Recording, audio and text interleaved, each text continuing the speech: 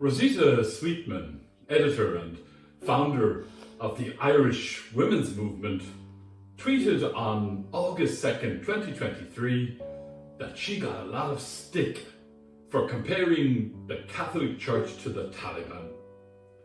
This followed an article Rosita penned in the Irish Examiner.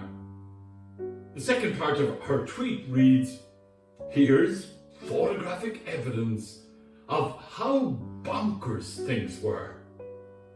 The photograph portrays the late Archbishop McQuaid and a procession of altar servers, all male, carrying candles as the bishop blessed an operating theatre in a hospital. I had read Rosita's article in the Examiner and felt like reacting to being compared to the Taliban. But I tempered my reaction when I recalled how I once described a good and competent colleague who was seeking a third term in leadership as being like Mugabe. Sometimes when we feel very strongly about something, we reach for exaggerated analogies. Some weeks earlier, journalist Elaine Loughlin wrote an article titled "Church Was Wrong, but it's not always black and white."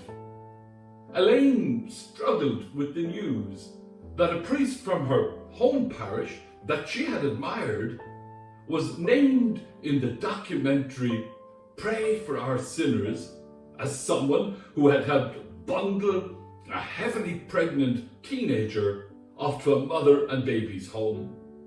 The documentary told the story of a married couple, Mary and Paddy Randalls, who were both general practitioners in Navan, and how they welcomed women from mother and baby's homes into their own home, and how they stood up against institutions and a society that tolerated and encouraged fierce corporal punishment in schools.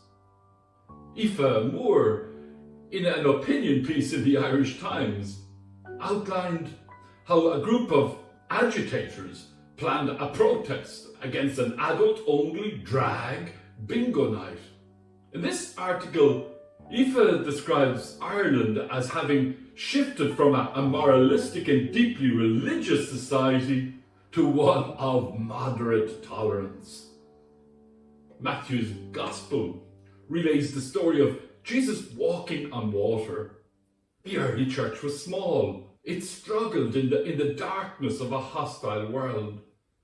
I understand that the story of walking on water is a symbolic representation of one way in which the early church experienced the risen Christ in its celebration of the Eucharist. As they celebrated Eucharist, they experienced the risen Jesus as coming to them, a small group of believers laboring in the night of their age. Antonio Machado, the Spanish poet, wrote, "Anyone who moves onwards even a little walks like Jesus on the water." Aoife Moore's article prompts me to ask, has Ireland moved on at all from its much criticised past? Aoife, in her article, describes Ireland today as a country where 110,000 children are on waiting lists for physiotherapy, speech and language therapy, and disability services. Irish children are routinely put in adult mental health units because there are no children's beds available. In April of this year, 3,594 children were homeless.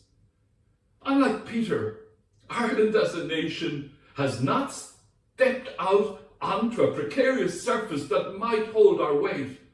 Ireland has not crossed to a new terrain.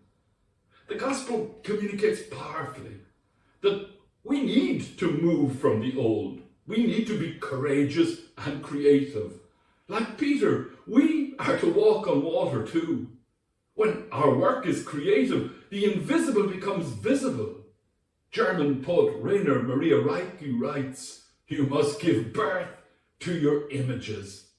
They are the future waiting to be born. Fear not the strangeness you feel. The future must enter in long before it happens."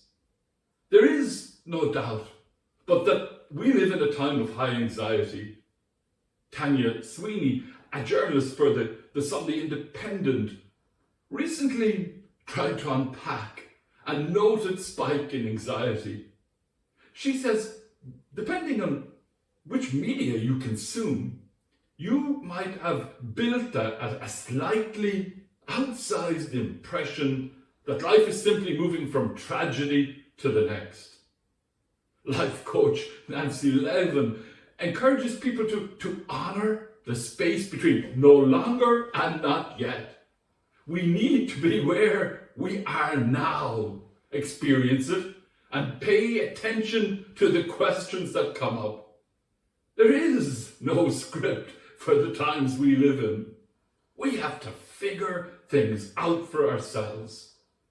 From the gospel, we learn that Peter had to actually start drowning before calling out to Jesus to help him. Moving on requires replicating Peter's courage and facing the future creatively and boldly. The whole thrust of every moment of Jesus' life was towards a passion for the possible. We must have bold ambitions for children, for women, and for future generations. Christians know that giving birth to our images will lead us to deep water, and that we can trust the one who walked on it. Amen.